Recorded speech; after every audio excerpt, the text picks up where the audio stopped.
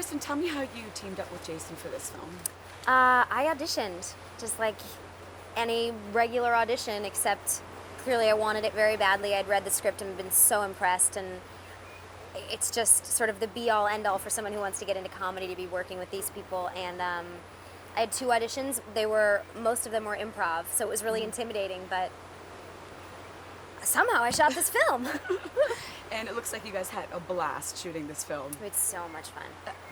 Were you able to keep a straight face throughout the film? No, not really. Barely.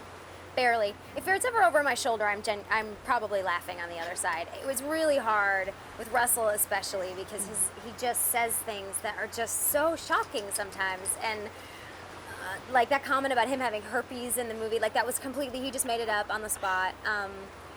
It was so hard to keep a straight face, but it was also, I was like, I couldn't enjoy my job more.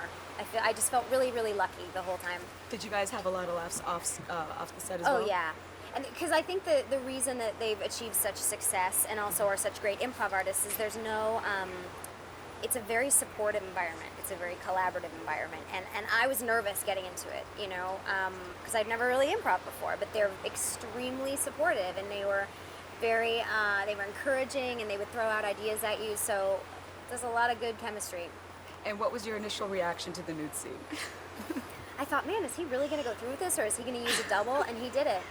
It was all Jason. He was nude for like 4 or 5 hours while we shot that scene. Oh my God. What is the craziest thing that has ever happened to you after a breakup? Or what is the craziest thing you've ever done? Oh, goodness. I have no idea. Are you usually the heartbreaker or the heartbreaker? I've been on both ends, and both ends suck. Tell me what Judd Apatow and Nick Stoller were like to work with.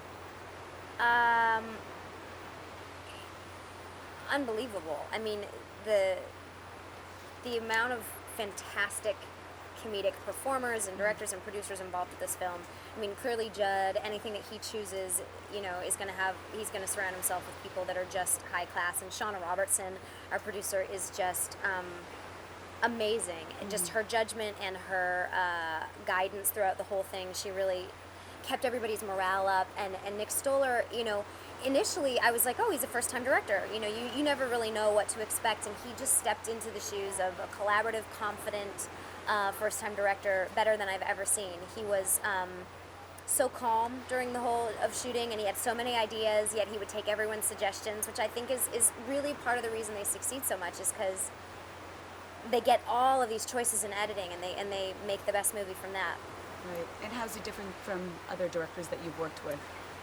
Nick has a very sweet and calm appeal, I think. He always just has this little sort of nerdy chuckle that he does.